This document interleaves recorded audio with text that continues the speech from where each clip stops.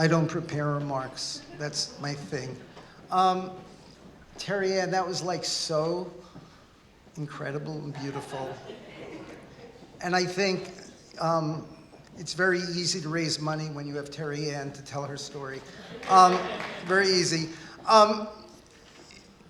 One of the things that I've learned, and I've been very lucky to learn, is the value of money and what money can actually accomplish. And when 10 years ago I sat with Martha, we sat and we always usually get Japanese food, sat and basically we're like co-conspirators in good. I always say she's my co-conspirator in good.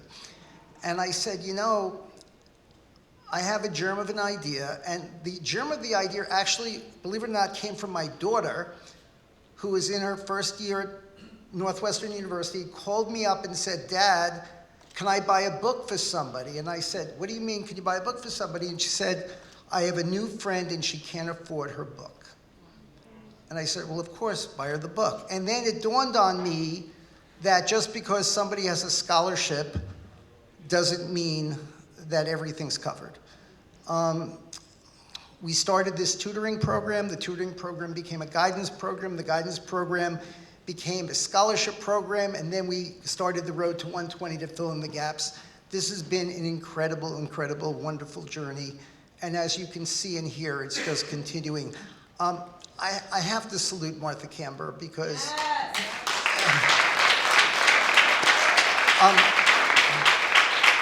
I'm very, very lucky. I get to serve in a lot of nonprofit boards, and I have gotten to know a number of wonderful nonprofit executives, some of whom are here tonight, and I appreciate their being here. But Martha is a force of nature. She's just a force of nature and a force of good.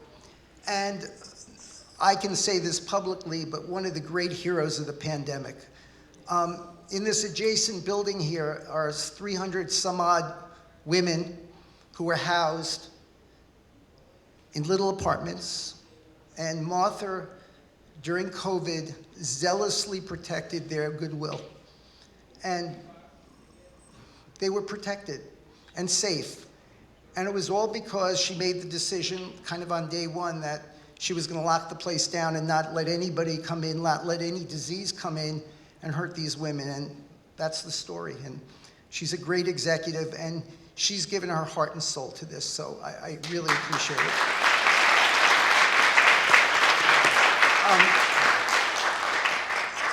One of my other things is I like dumping things on other people. Once I come up with an idea, then I try to come up with other people to help me. And Dr. Linda Brady, the day she retired, I said, oh my God, I have a live one. I have somebody, and I actually knew Linda's backstory. So I knew she was not going to say no to me because I knew the backstory. So if you knew her backstory, you would know she would not say no. So she didn't say no, and this has been a really wonderful program, and her leadership has really helped us fill in the gaps. I have to also thank my dear, dear friend Bob Sweeney, who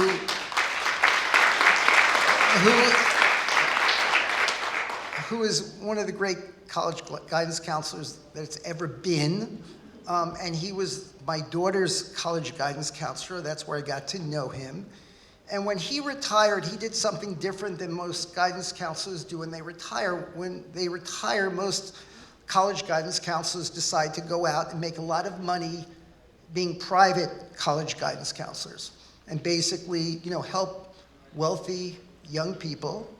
And they deserve it. Well, everybody deserves everything, but he decided he didn't want to make additional money. He wanted to do something special, and he has been coming here to this physical space from God-forsaken Ossining, New York. Trains, planes, and automobiles to really help all of these young women. And all of these college choices are the result of a lot of care by Bob and a lot of strategy by Bob.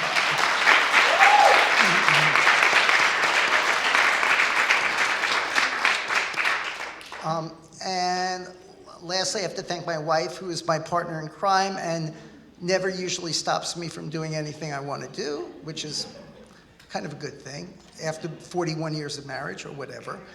Is it 40? Whatever it is. So I really appreciate all of our friends who came tonight, all of my colleagues, all of my volunteer colleagues, and everybody on the board's friends and colleagues who came here tonight. I would appreciate any generosity that anybody can show. We have your very famous barcode if you want to give using the barcode. And if you're not technologically adept, we have cards at the tables. And please give generously.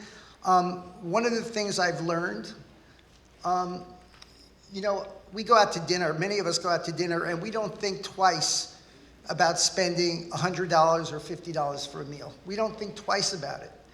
And $50 buys a textbook, or buys now, since there aren't really textbooks anymore, they buy the access to an online textbook that you could probably get that for a little less than $50. But the point is, I've learned that $50 and $100 and $150 has incredible value to these girls.